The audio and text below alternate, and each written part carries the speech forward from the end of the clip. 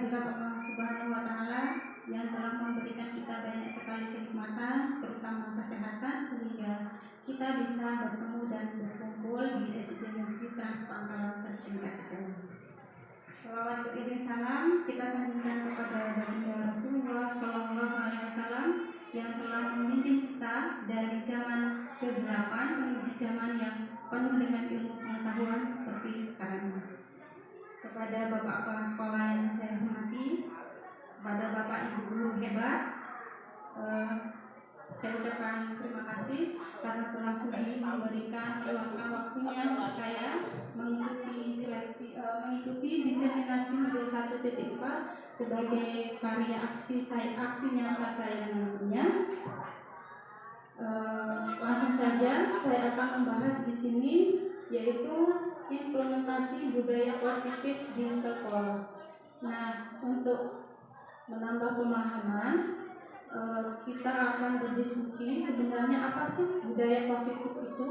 Jadi nanti kita akan implementasikan budaya positif di sekolah kita dan terutamanya di dalam kelas kita masing-masing melalui keyakinan kelas yang nantinya akan kita terapkan bersama Bapak Ibu ya. Selanjutnya kita akan melakukan ice breaking dulu biar lebih semangat untuk menjalani aktivitas ini. Ayo Ibu Bapak sama-sama kita gerakan tangannya dulu ya Mas. Ada sesi tulis menulis.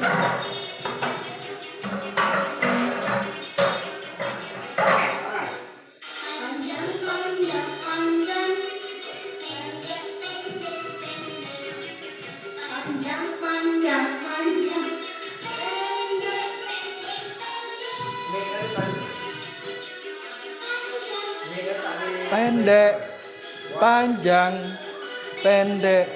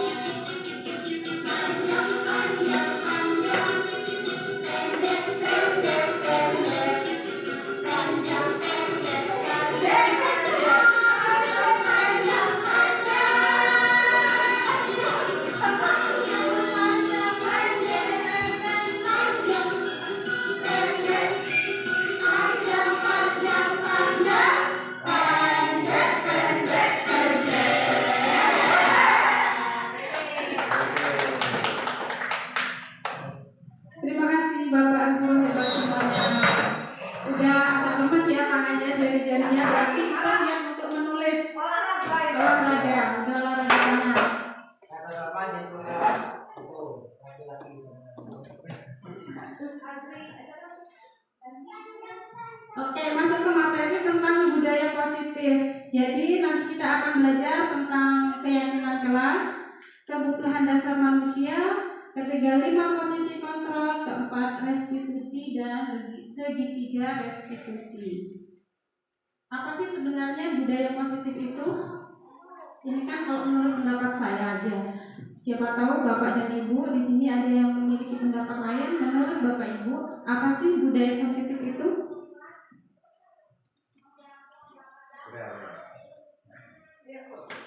Oke, Ibu Rea. Budaya positif itu yang memberikan energi positif kepada kita maupun anak-anak.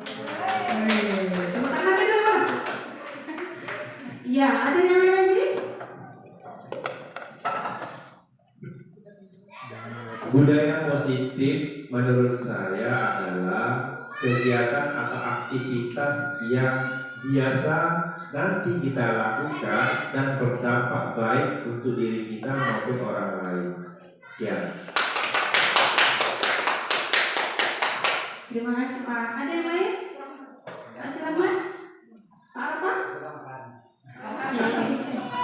Ya, jadi budaya positif adalah nilai-nilai atau kebiasaan-kebiasaan atau keyakinan-keyakinan di sekolah yang berpihak pada murid agar murid dapat berkembang menjadi pribadi yang kritis, penuh hormat dan tanggung jawab. Sampai di sini ada pertanyaan? Lanjut ya.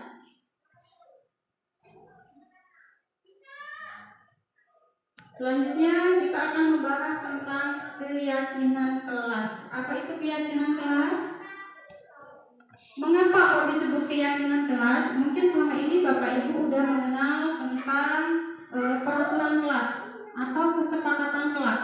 Yang biasanya kita udah bikin tuh kesepakatan kelas, seperti di kelas saya ada kesepakatan kelas yang dibikin oleh Bapak Ibu guru dan semua siswa. Nah, di sini kita akan ubah menjadi keyakinan kelas.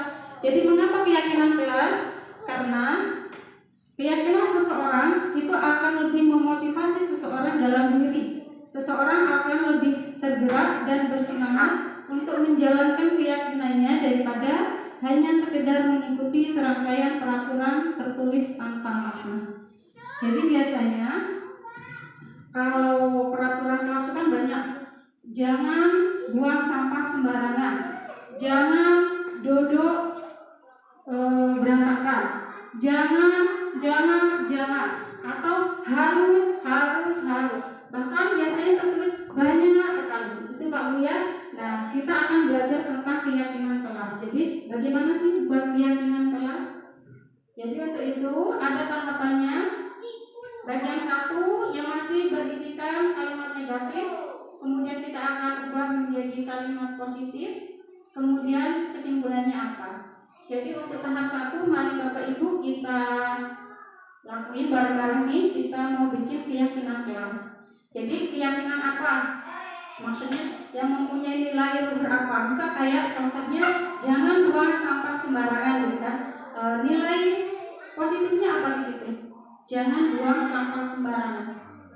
Bersih ya, jadi kita harus menjaga tentang kebersihan. Jadi nilai yang positifnya di sini nanti ada tentang kebersihan, tentang toleransi, tentang kebersamaan, keamanan, kenyamanan gitu. Jadi kita akan berdiskusi. Bapak Ibu nantinya akan saya mintain bantuan, tuliskan di sticky note yang akan saya bagikan. Bapak Ibu maunya peraturan yang seperti apa? Boleh di kelas atau boleh di kantor ini. Jadi nanti kita emang mau bikin bareng-bareng keyakinan kelas yang kita yakini bersama-sama.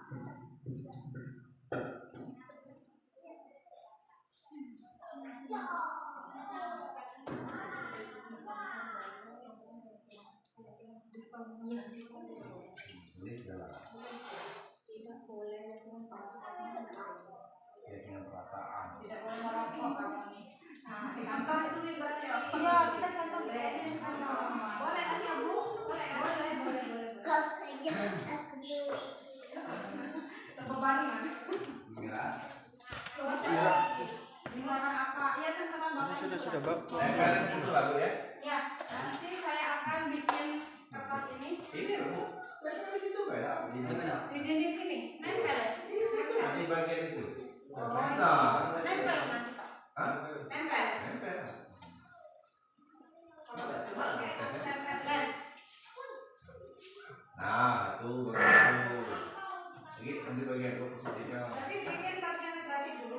Boleh. Yang negatif dulu. Yang negatif aja dulu, nanti kita baru simpulkan menjadi positifnya seperti apa. yang negatif contoh katanya Dilarang apa gitu. Yang negatif itu berarti ada kata yang Tiga. ya. Ya. Negatif dilarang.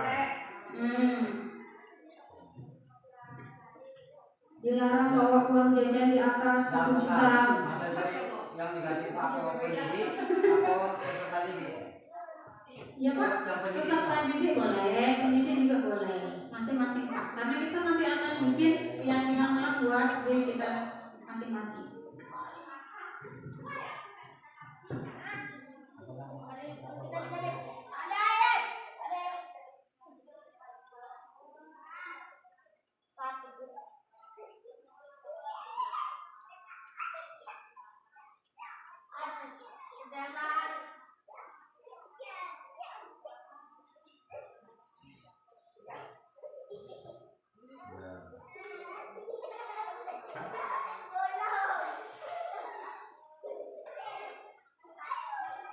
Dilarang mencintai kelas boleh.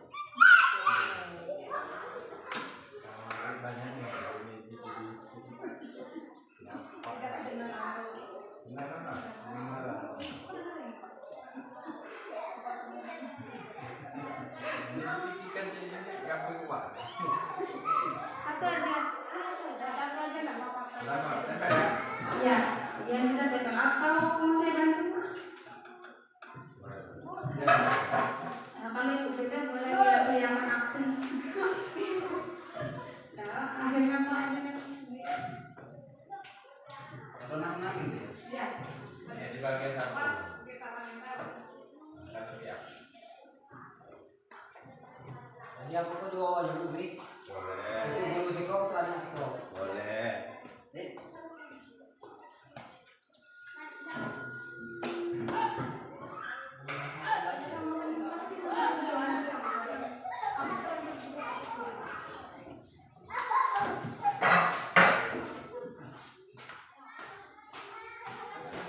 Jangan takut salah, kita kan dia salah. Mana Pak? Tutup kan? Ya,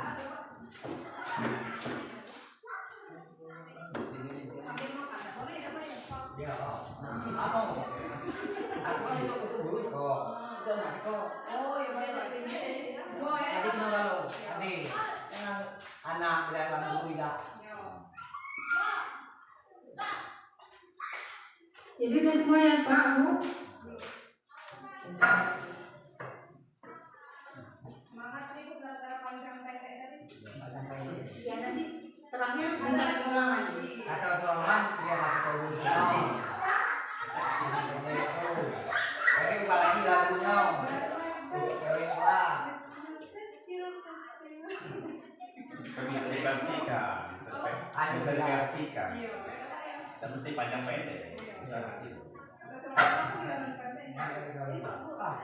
Oke, terima kasih Pak Bu. Jadi di sini akan saya bacakan hasil dari keyakinan kelas yang Bapak Ibu udah buat.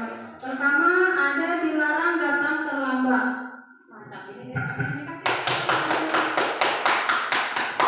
Selanjutnya dilarang membuli atau mengejek teman. Masih juga dilarang mencontek. Terus jangan makan di dalam kelas saat jam pelajaran.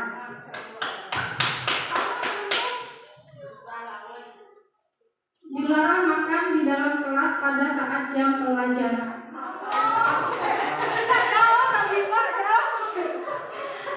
Ya, untuk siswa dilarang membawa barang berharga di sekolah.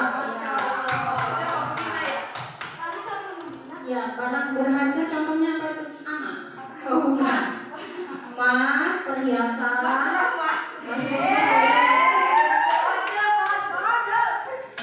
Selanjutnya dilarang membuang sampah sembarangan. Ya. Terus jangan mengajar di ruang kelas sambil merokok. Dilarang makan waktu sedang belajar. Ya, sama. Jadi ternyata gurunya maupun siswanya sama-sama dilarang makan saat jam pelajaran. Ya, gimana mau sambil makan? Gurunya sambil ngajar sambil makan. Nanti pasti ngomongnya nggak karuan. Ya, 1 tambah 1 sama dengan ya, anak gurunya juga sambil makan sambil menulis. Nanti apa yang terjadi? Bukunya jadi basah, kena air. Nah, jadi untuk kesimpulannya udah dapat berapa nih kita Bu tentang keyakinan kelas? Yang tentang dilarang makan kayaknya 2 itu sama ya, 3 makan sama. Jadi kita ambil satu-satu. Oke, atau mau saya tulis jadi rangkuman sebentar ya?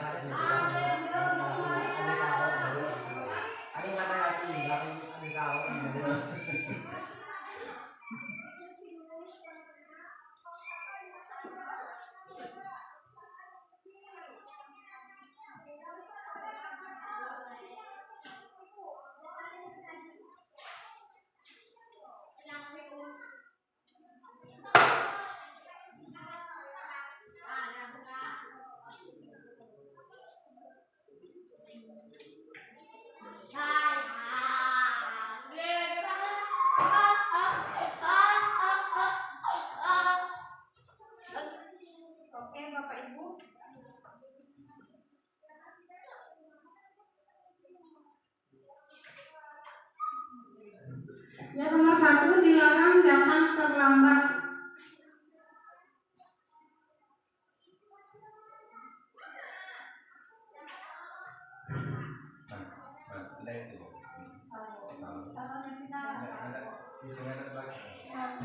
Yang kedua sama-sama tadi banyak yang kembar, yaitu dilarang makan di dalam kelas.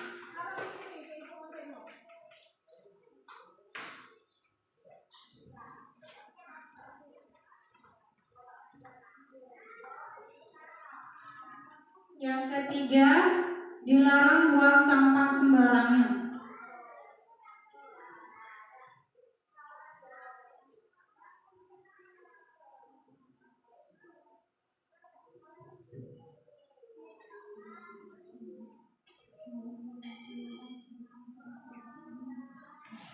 Ada lagi yang belum saya sebutkan? Ingat? Dilarang membawa barang berharga. Bawa emas Sulaiman.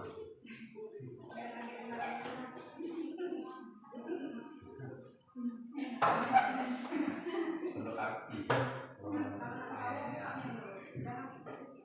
Jadi kalimat yang sudah saya tuliskan di sini adalah rangkuman dari keyakinan yang Bapak Ibu buat, dan semua ini masih berisikan kalimat negatif.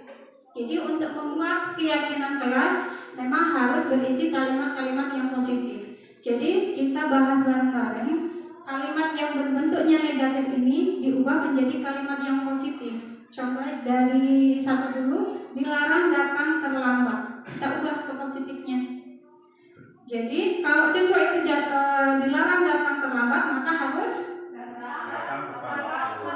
boleh. Udah, ternyata udah pintar. Contoh. Jadi selanjutnya kembali lagi Bapak Ibu menuliskan lagi kalimat-kalimat yang ada di sini menjadi kalimat positif di sticky note yang sudah ada. Kemudian boleh nanti ditempel di bagian 2. Terima kasih.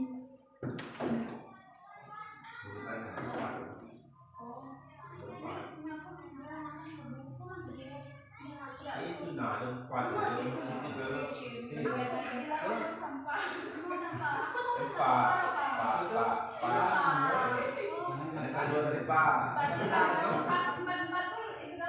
Boleh, atau mau satu-satu boleh. Yang punya masing-masing juga boleh.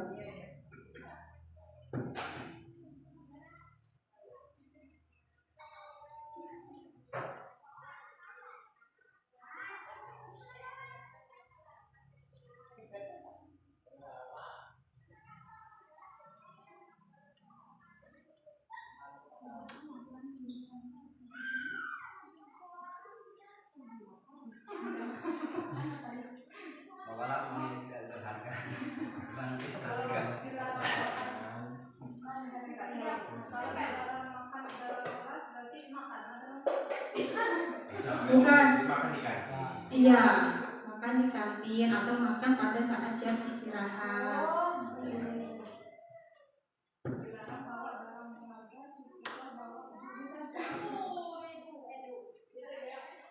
Bawalah barang yang tidak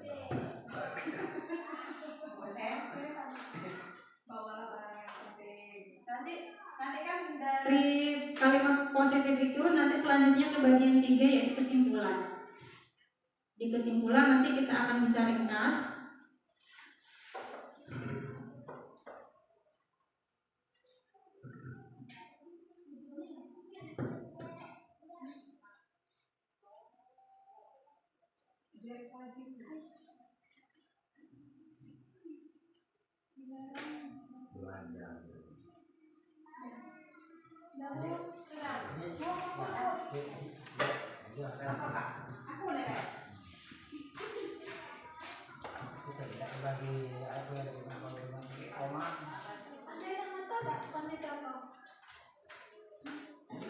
Paling video.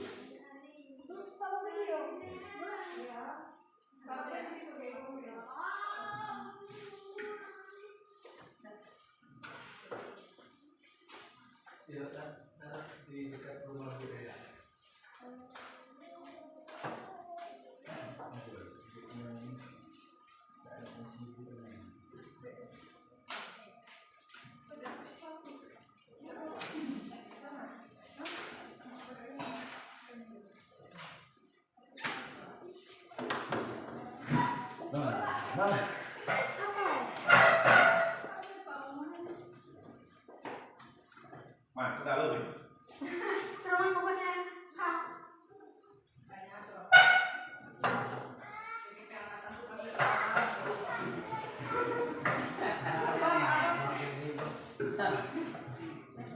Balik, Pak.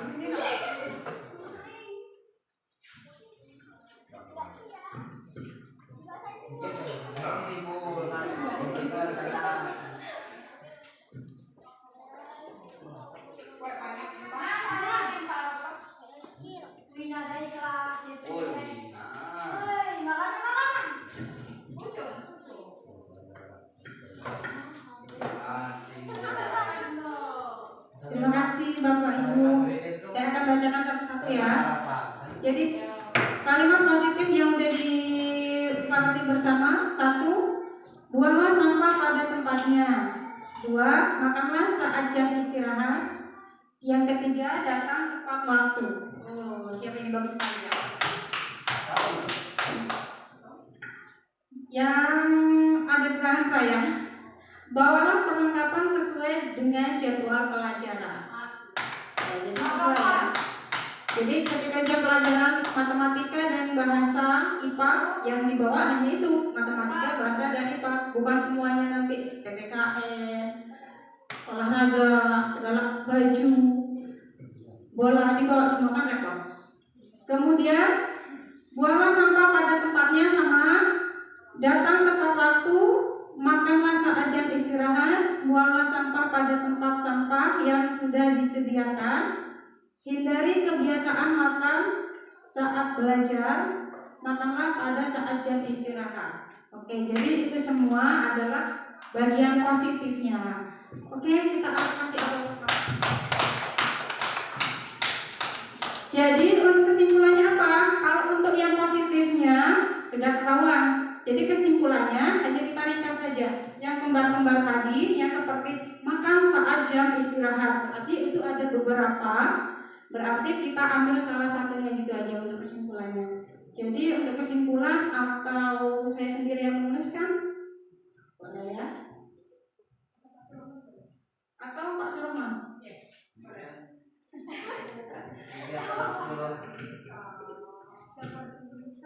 Oke, langsung saja saya tuliskan di sini tentang kesimpulan ya.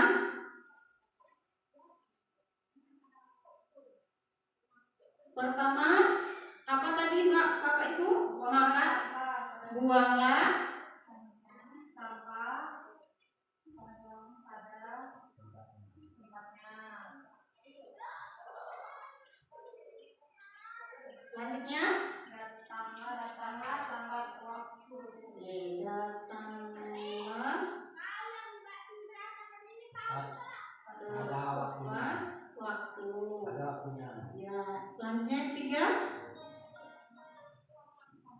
Apa tadi? Bawa peralatan sesuai jadwal. Ya, bawa peralatan sesuai jadwal pelajaran. Membawa Peralatan sesuai jadwal.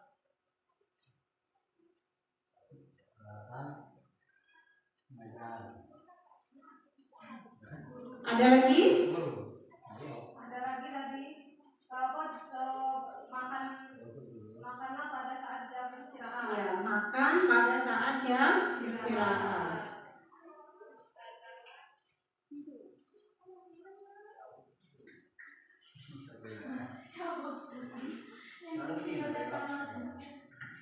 Oke, jadi kesimpulannya kita udah mendapatkan 4 keyakinan kelas.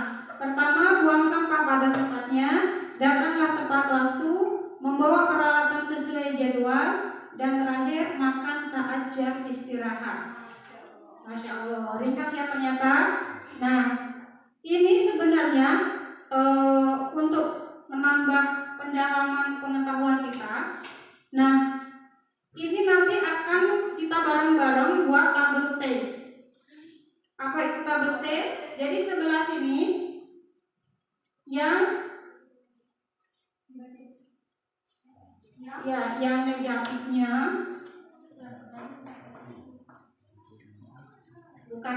bukan negatif dan positifnya lagi. Tadi kan sudah, tapi tampak seperti dan tidak tampak seperti. Berarti yang ini saya ambil ya. Ya Bu. Bantuan Bu. Terima kasih.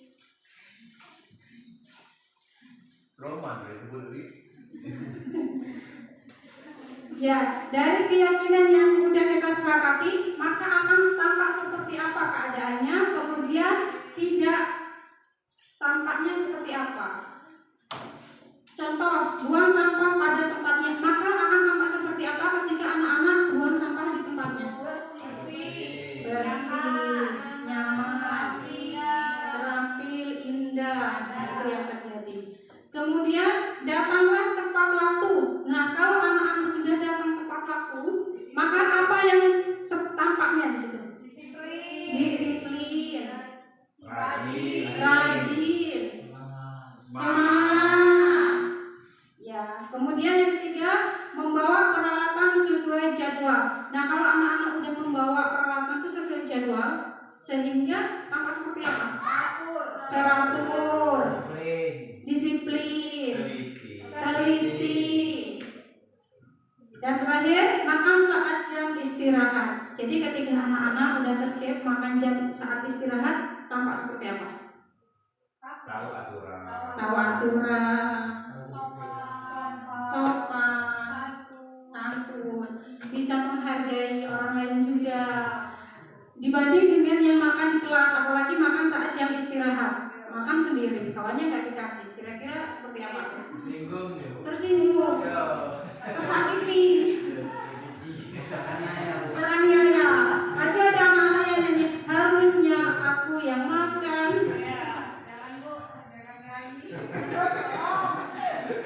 Ya, lanjut ke tabel Y. Tabel Y kita akan seperti apa sih? Tabel Y itu jadi benar-benar kita buat seperti Y seperti ini. Oh, itu X. Nggak salah.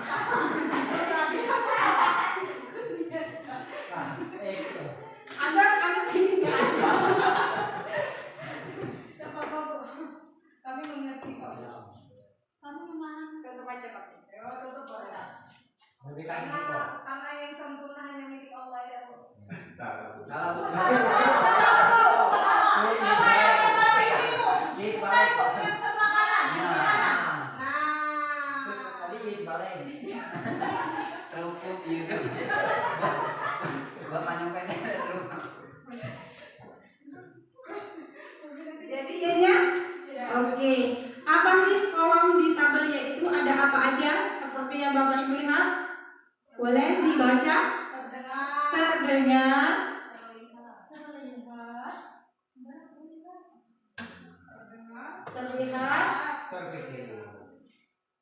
apa?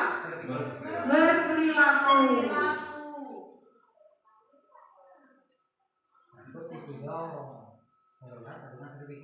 Terniang Mbak. Jadi kesimpulannya terdengar. Ketika buang sampah pada tempatnya, maka kita akan sering mendengar apa itu? Ketika anak-anak sering buang sampah di tempatnya. Bersih Bu. Indah. Sudah dibersihin Bu. Iya, bisa jadi wangi juga. Jadi yang kita dengar dan yang anak-anak dengar adalah hal-hal yang baik, hal-hal yang indah. Kemudian terlihat seperti apa ketika anak-anak ini udah buang sampah pada tempatnya? Sekolahnya bagus, bersih, nyaman, apalagi? Rapi. Kemudian berperilaku. Ketika anak-anak sudah buang sampah pada tempatnya, perilaku anak-anak jadi seperti apa? Terpuji. Jadi udah paham ya? Paham. Oke, kalau selanjutnya datanglah tepat waktu. Yang terdengar apa? Disiplin. Anak-anak juga akan semangat kan ke sekolah. Ada yang bilang tadi bahagia, semangat. Berarti hore. Ketika itu anak-anak juga perkataannya juga akan semangat dan baik. Terlihatnya seperti apa? Semangat. Tidak terlihat lagi anak-anak yang datangnya kesiangan, datangnya terlambat. Kemudian perilakunya juga sudah termasuk terpuji. Membawa peralatan sesuai jadwal akan terdengar seperti apa? Gurunya senang. Gak lagi kedengaran anak-anak, Bu maaf pensil saya lupa, Bu maaf PR saya ketinggalan. Ya kan biasanya sering-sering seperti itu. Kemudian terlihatnya seperti apa?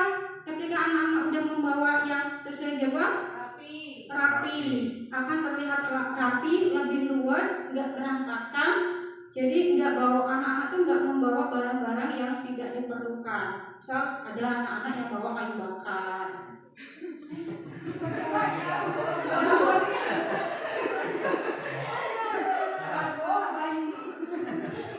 Kemudian lanjut ke perilakunya seperti apa ketika anak-anak udah membawa barang sesuai jadwalnya? Santai, anak-anak lebih santai, tidak terburu-buru. Yang terakhir, makan saat jam istirahat. Terdengar seperti apa kira-kira ketika makan saat jam istirahat? Pas. Laparnya pas gitu. Lapar, pas lagi lapar-laparnya makan.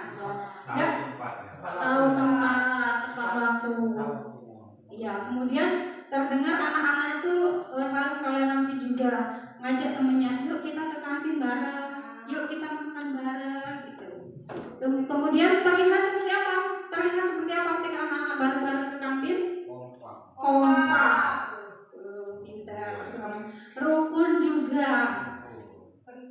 Ya, perilakunya juga akan semakin kompak, semakin solid, ada rasa kebersamaan, ada rasa persaudaraan juga. Ya, jadi selanjutnya apakah ada pertanyaan cara membuat keyakinan kelas? Tidak, alhamdulillah. Jadi kesimpulannya, keyakinan kelas itu bukan seperti yang sudah kita terapkan, seperti membuat peraturan kelas. Jadi itu kadang kita yang lebih banyak ngasih masukan ke anak-anak, harus buang sampah pada tempatnya. Setelah membaca buku, rapikan buku lagi. Tidak boleh ngomong kasar, tidak boleh ini, tidak boleh itu, banyak sehingga kita tempel, sehingga anak-anak bahkan sering mengabaikan, lupa dia. Karena apa? Karena seringnya kita sendiri yang bikin, kita yang nempel, anak-anak nggak menghiraukan, lupa. Tapi kalau untuk keyakinan kelas seperti yang sudah kita lakukan tadi, Bapak Ibu semuanya membuat keyakinan kelas Bapak Ibu. Jadi ke siswanya nanti ketika kita belajar di dalam kelas juga seperti itu, melibatkan semua siswa.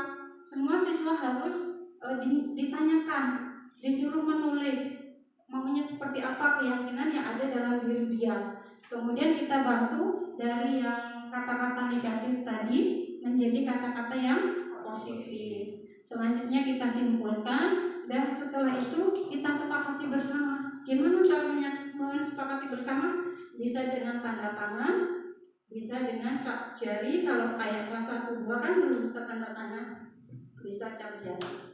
Nah, untuk terakhir kita sepakatin ini berarti ya udah Bapak Ibu yang tanda tangan ke sini untuk sepakatnya. Boleh maju satu-satu untuk tanda tangan sebagai kesepakatan kita hari ini. Dimulai dari Bapak Kepala Sekolah.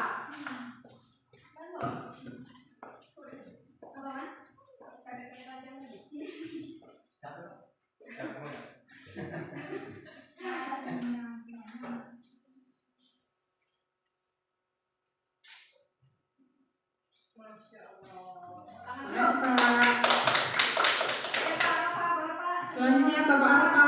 Selaku kakak ketua.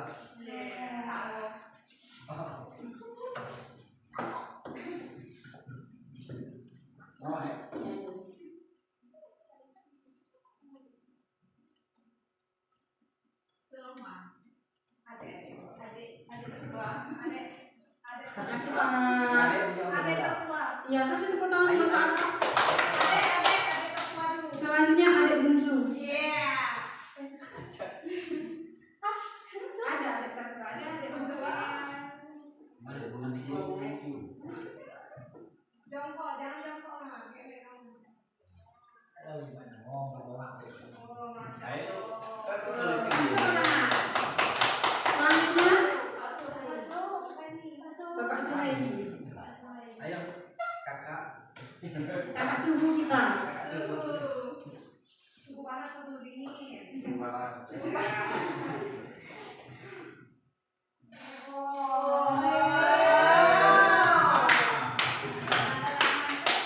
Selanjutnya Ibu Elisa Kurnia selaku guru gaji depan kita. Guru gaji depan. Iya Pak.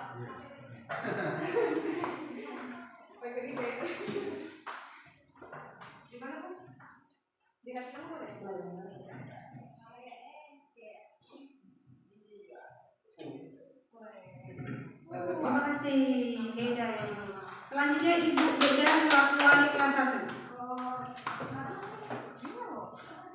Ini adik terkecil.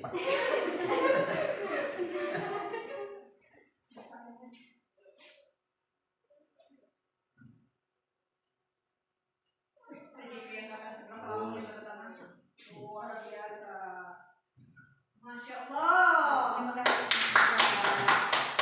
Selanjutnya Ibu Dinas CGP angkatan 11. Masya Allah. Ibu gadis muda. Apa? Ibu gadis muda. Ibu gadis muda. Apa? Ibu gadis muda. Yang ini. Ini. Bang, ada apa bang? Masya Terima Allah. kasih, Dinas. Jadi udah sepakat ya keyakinan kelas kita. Jadi kira-kira seperti inilah Pak Bu. Jadi keyakinan kelas yang nantinya akan kita tempel di dalam kelas kita masing-masing.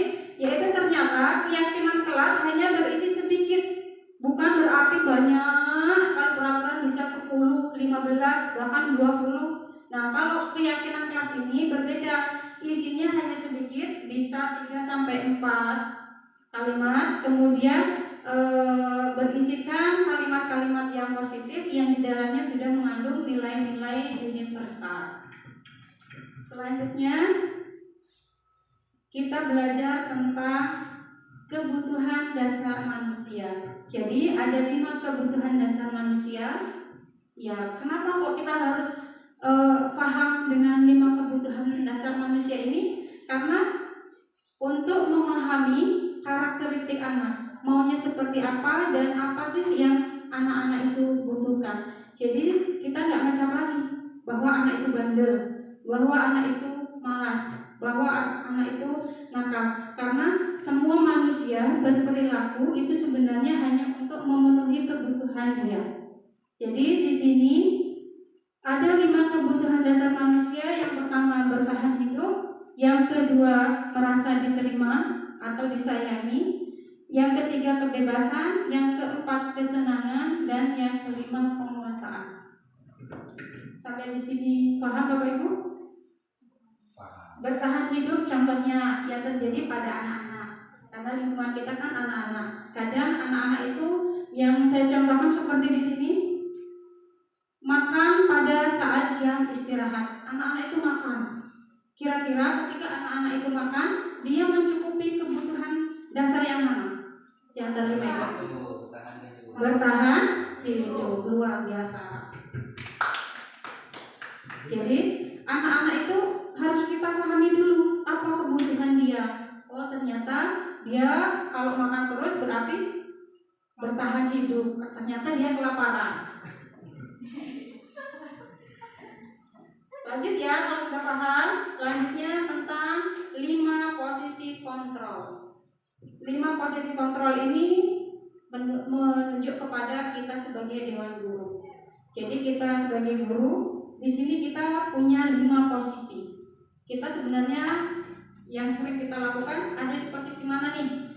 Ada yang pertama penghukum, yang kedua pembuat orang merasa bersalah, yang ketiga teman, yang keempat pemantau, dan yang kelima manajer.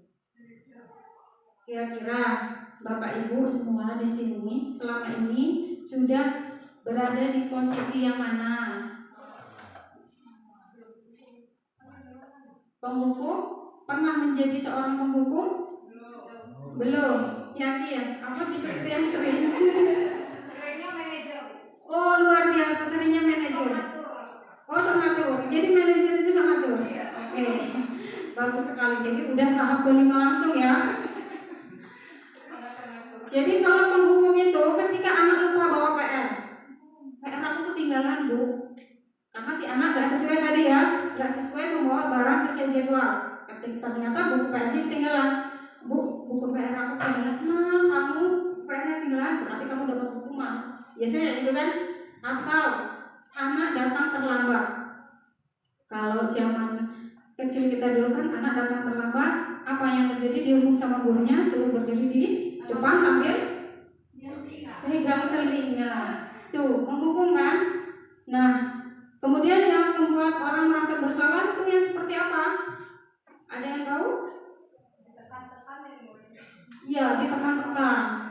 Kamu tahu kan ini salah? Nah, Iya Bu, ini salah. Berarti besok gimana? Nah, kan jadi merasa bersalah terus kalau begitu. Iya, pembuat merasa bersalah. Sudah dikasih tahu ibu masih salah juga.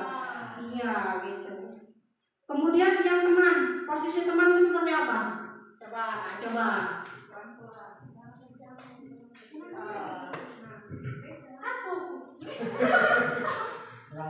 Teman Ya, menganggap sebagai teman, posisi sebagai teman. sebagai teman, jadi antara guru sama anak murid itu ada kedekatan emosionalnya. Jadi nggak merasa anak murid merasa tetap sungkan sama gurunya, tapi gurunya pun tetap ngerangkul anak-anaknya kayak gitu. Jadi merasa oh itu guruku, tapi dia juga bisa jadi temanku. Caca.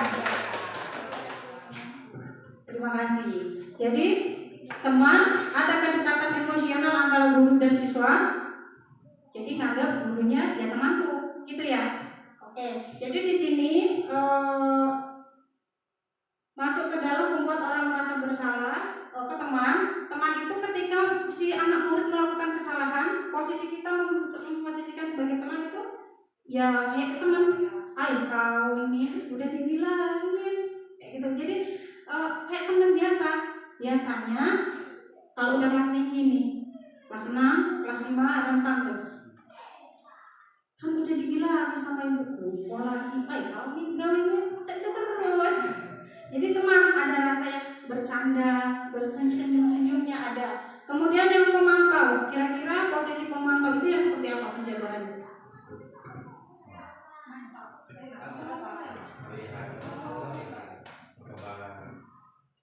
Kalau pemantau itu mungkin dari pendahuluan waktu kita di rencana pembelajaran itu sudah ada, waktu kita absen itu salah satu dari pemantau. Kemudian waktu proses pembelajaran ketika pembuatan tugas kita akan selalu memperhatikan siswa siapa saja yang bekerja di situ, mungkin itu aja.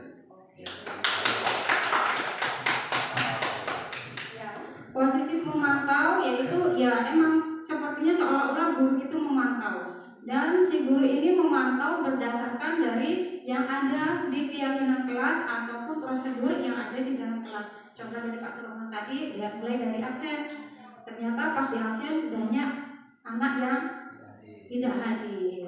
Pas anaknya datang ditanya, kamu nih di bulan ini udah 3 kali loh absen, kemana? Kayak gitu ya. Itu sebagai posisi pemantau. Selanjutnya sebagai posisi manajer. Ada yang bisa?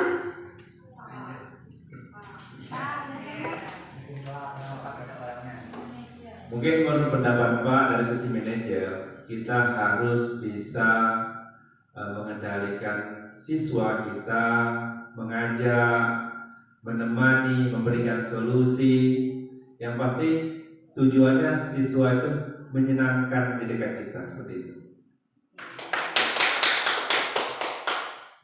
Luar biasa, terima kasih Pak. Jadi paham ya tentang manajer, kurang lebih ya seperti yang disampaikan Pak tadi, yaitu membuat siswa itu merasa nyaman, merasa mengerti dengan permasalahannya, dan bisa memperbaiki kesalahan tersebut tanpa harus ada paksaan. Nah, ini sedikit ringkasan, yaitu guru berbuat sesuatu bersama murid, mempersilahkan murid mempertanggungjawabkan perilakunya, mendukung murid agar dapat menemukan solusi atas permasalahannya tadi. Kemudian untuk selanjutnya ada segitiga restitusi. Apa sih segitiga restitusi itu? Yaitu suatu proses dialog yang dijalankan oleh guru atau orang tua agar dapat menghasilkan murid yang mandiri dan bertanggung jawab. Jadi untuk menjadi seorang manajer tadi, Pak Bu ya, kita harus menjalankan langkah-langkah yang disebut dengan segitiga restitusi. Jadi untuk menjadi seorang manajer nggak secara ujuk-ujuk. Jadi, oh kamu nggak apa-apa nak, ya sudah duduk. Bukan seperti itu. Tapi untuk menjadi seorang manajer yang poin tertinggi di nomor 5 tadi, itu harus ada langkah-langkahnya. Apa aja sih langkah-langkahnya yang biasa kita sebut sebagai segitiga restitusi? Nah ini tahapan segitiga restitusi. Ada 3 tahap. Yang pertama menstabilkan identitas, Yang kedua, validasi kebutuhan. Yang ketiga, menanyakan keyakinan. Yang menstabilkan identitas biasanya namanya biar anak itu stabil dulu emosinya. Kan biasanya kalau anak merasa dirinya bersalah, pasti takut dulu kan, dan takut duluan. Jadi kita stabilkan dulu. Kemudian validasi kebutuhan, kita memvalidasi kebutuhan dia tadi. Seperti yang kita udah pelajari 5 kebutuhan dasar manusia tadi ya. Kita jadi udah paham nih, anak ini melakukan hal tersebut karena apa. Kemudian yang terakhir baru menanyakan keyakinan, dan bisa kita menggunakan kata-kata kamu mau jadi seperti apa, atau kamu mau memperbaiki kesalahanmu itu dengan cara apa, kayak gitu. Atau bisa kita praktekkan. Bapak Ibu, siapa yang mau membantu saya satu? Roman.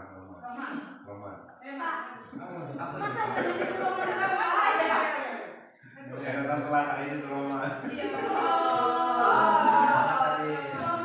Oke, yaudah itu Raya. Contohnya, jadi contoh kasusnya di sini ada murid yang paling cantik. Dia datangnya terlambat, ya kan? Ketika teman-temannya udah pada mau belajar, si murid ini datang terlambat. Kira-kira posisi kita sebagai seorang manajer akan memperlakukan siswa yang dengan salah terlambat tadi seperti apa? Dengan iya, kan di sini kita mau belajar tentang memposisikan diri sebagai seorang manajer. Oke, kita kayak bermain peran ya. Maaf Bu, saya yang jadi gurunya boleh. Apa silakan.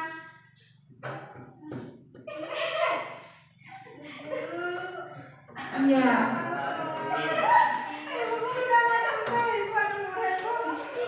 Sini coba berdiri sebelah sini. SLB apa negeri ini? SLB. Coba yang benar. Ini Bu siswa. Dulu. Selamat benar. Tidak apa-apa. Dulu. Kenapa kamu datang terlambat? Tadi disuruh mama ke warung. Oh, jadi disuruh mamanya ke warung dulu. Jadi terus kamu terlambat ke sekolahnya. Iya, baru ke sekolah. Oke, enggak apa-apa nak, karena enggak cuma kamu kok yang datang terlambat. Kemarin ada lagi teman kamu yang datang terlambat. Siswa. Nah, oke Bapak Ibu sampai di sini. Jadi di tahapan menstabilkan identitas sudah ya bilang enggak apa-apa gitu. Jadi si anak udah merasa tenang. Jadi enggak, ya stabil kayak gitu. Enggak apa-apa nak ya. Oke. Lagi ya. Terus yang tahapan validasi kebutuhan. Nah, kan tadi alasan kamu disuruh orang tua keluar dulu. Tapi kamu tahu kan dengan keyakinan kelas yang udah kita buat tadi? Apa itu? Nggak boleh datang terlambat. Iya, nggak boleh datang terlambat. Terus, nah, Bapak Ibu maaf, yang di anak murid ini tadi ucapan nggak boleh datang terlambat itu adalah di keyakinan kelas yang sudah kita sepakati bersama tadi kan. Nah itu termasuk ke dalam validasi kebutuhan. Selanjutnya menanyakan keyakinan. Contoh kata-katanya yaitu kan berarti di sini bisa saya bilang ini. Terus untuk masalahmu supaya besok tidak terlambat lagi, kira-kira apa yang mau kamu lakukan? Besok berarti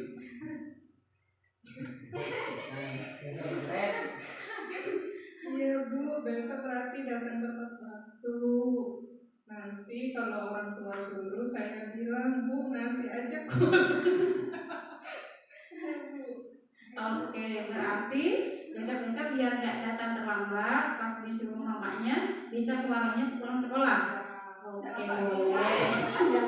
Kalau mamanya udah maksa, berarti ke warungnya kamu harus cepet-cepet, ya? Nggak main dulu. Emang tadi ke warung beneran cuma ke warung atau main dulu? Tadi main dulu sama Dio. Nah itu yang bikin kamu terlambat karena disuruh sama ibu, terus kamu main sama Dio, jadi terlambat. Berarti besok apa? Kalau disuruh ke warung, Tinggal ke warung terus langsung ke sekolah. pinter. Udah jadi rame. Iya. Ya, berarti sekarang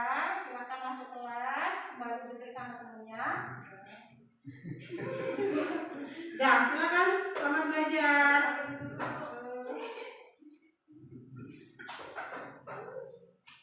Oke Bapak Ibu, kira-kira seperti itu penerapan segitiga restitusi dan memperlakukan diri, memposisikan diri sebagai seorang manajer. Sampai di sini ada pertanyaan Bapak Ibu? Ada yang belum dipahami? Sudah? Dan contoh yang aku kasih luar biasa. Oke, luar biasa. Berarti besok-besok kita udah bisa menerapkan keyakinan kelas, membuat keyakinan kelas di kelas kita masing-masing, dan sudah bisa kita ini memposisikan diri sebagai seorang manajer. Jangan lagi memposisikan diri sebagai penghukum, pemantau, apalagi pembuat orang merasa bersalah. Kadang kan masih sering, apalagi yang kelas 1, 2, itu kalau kita memposisikan diri sebagai penghukum dan membuat orang merasa bersalah, itu akan membekas di hati anak tersebut sampai mereka besar. Oke Bapak Ibu, terima kasih atas partisipasinya dari saya. Wassalamualaikum warahmatullahi wabarakatuh.